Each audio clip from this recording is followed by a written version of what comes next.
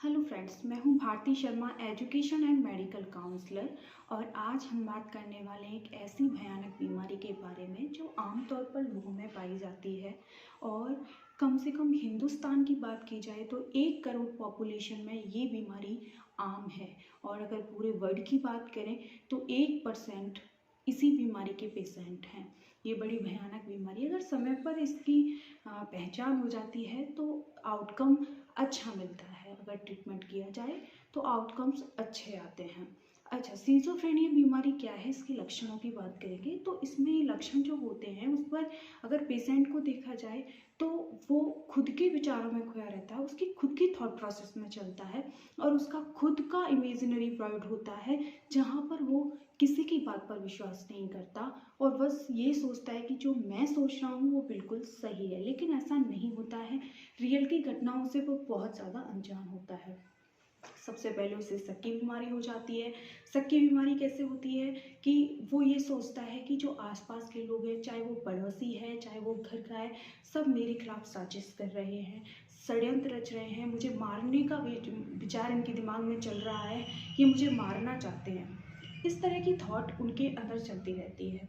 अच्छा, उनको अगर किसी के द्वारा बोला जाता है कि तुम क्या सोचते हो, तो वो क्या सोचता है कि ये लोग मेरा सपोर्ट नहीं कर रहे हैं, इनको मेरे बारे में पता है, ये मेरे थॉट्स चुरा लेते हैं, जिन थॉट्स को मैं सोचता हूँ इनको पता चल जाता है, इसलिए ये ऐसी बातें करते हैं। तो वो नॉर्मल कंडीशन में आ ही नहीं पाता।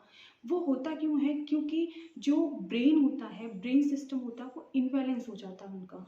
न्यूरोट्रांसमीटर जो होते हैं वो क्या हो जाते हैं? इनबैलेंस हो जाते हैं, जिसके कारण जो डोपामीन हार्मोन निकलता है वो भी इनबैलेंस हो जाता है। तो थॉट उसके लगातार नेगेटिव ही नेगेटिव चलते हैं और उसे शक करने की बीमारी हो जाती है, वहम करने की बीमारी हो जाती है और वो खुद से बातें करता है। आमतौर पर देखा जाता है कि इस बीमारी से जो पीड़ित व्यक्ति होते हैं, कभी दीवार की तरफ हंसते हैं, कभी बोलते हैं, कभी रोते हैं, अचानक ही रो पड़ते हैं, किसी से बात कर रहे होते हैं जैसे उनको कोई दिख रहा है, जैसे सामने वाले से वो इंटरेक्ट कर रहे हैं, लेकिन जब उनसे पूछा जाता है कि तुम किससे बात कर रहे हो, तो वो क्या कहता है कि मैं किसी से बात नहीं कर रहा हूँ, कोई यहाँ पर नहीं है। उसके दिमाग में बस वही चलता रहता है कि अगर मेरे थॉट जो हैं, जो मैं थॉट सोच रहा हूँ, जो थॉट मेरे दिमाग में आ रहे हैं, लोग उसको चुरा लेते हैं। यहाँ तक कि वो अपने घर वालों के लिए भी सोचता है कि मेरे थॉट चुरा लेते हैं और थॉट चुरा कर ये क्या कर रहे हैं, मेरे खिलाफ कोई षड्यंत्र कर रहे हैं,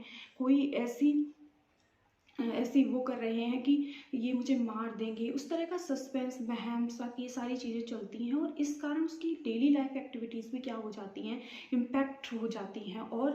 और यहाँ तक कि डेली लाइफ की बात करें तो उनका जो नींद का सिस्टम है वो भी क्या हो जाता है, इनबैलेंस हो जाता है और व्यक्ति की सारी चीज़ें गड़बड़ हो जाती हैं, जिससे व्यक्ति कुछ और सोच ही नहीं पाता, नॉर्मल कंडीशन में नहीं आ पाता। आजकल इसकी ट्रीटमेंट बहुत ज़्यादा है। आमतौर पर अगर ट्रीटमेंट करवाएं तो नॉर्मली ट्रीटमेंट हो जाता है, लेकिन पहले क्या होता था, ये ऐसी भयानक बीमारी के रूप में थी कि लोगों को मेंटल हॉस्पिटल में डाल दिया जाता था, जहाँ उनका इलाज चल रहा है तो चल रहा है, काफ़ी डिले, काफ़ी लंबा टाइम उसमें लगता था। बाकी अब तो अच्छा ट्रीटमेंट है इसका, अगर यूजुअली अगर आप लेते हैं तो बहुत अच्छा ट्रीटमेंट आपको नियरेस्ट मिल सकता है। दूसरी बात ये है कि ये जो बीमारी है वो अगर समय पर पता चलती है तो बेस्ट होता है, ज़्यादा ना बढ़े। और ऐसे सिम्टम्स देखने को मिले, आपके आसपास अगर ऐसे सिम्टम्स देखने को मिल रहे हैं